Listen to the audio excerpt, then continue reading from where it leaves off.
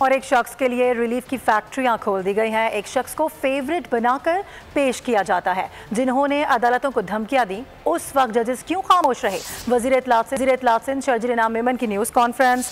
वजीर इत्तलात उन्होंने कहा कि सिर्फ मखसूस लोगों को इंसाफ नहीं मिलना चाहिए। आईनी अदालत इंतहाई ज़रूरी हो चुकी है। चाहते हैं कि निज़ाम ठीक हो और आइंदा अदालतें सियासत का शिकार ना हो। जस्टिस काजी फाइज ईसा की भी उतनी ही इज्जत करते हैं जितनी जस्टिस मंसूर अली शाह की। पीपल्स पार्टी की 3 नस्लें जुडिशल एक्टिविज्म का शिकार हुई। पार्टी वो जाती तौर पर कोशिश कर रहे हैं कि उसमें कंसेंसस पैदा हो। वो एक शख्स को फेवरेट बनाकर, एक शख्स को फेवरेट रखकर उसके लिए आंख बंद करके जो है और रिलीफ की फैक्ट्रियां जो हैं वो सिर्फ एक मखसूस लोगों को ही फायदा दे रही हैं। बाकी लोगों ने अपनी जिंदगियां तबाह कर दी। पाकिस्तान पीपल्स पार्टी की 3 जनरेशंस जो हैं वो इस जो है जुडिशल एक्टिविज्म का शिकार रही हैं। सब्सक्राइब करें और बेल दबाएं ताकि कोई खबर रह न जाए।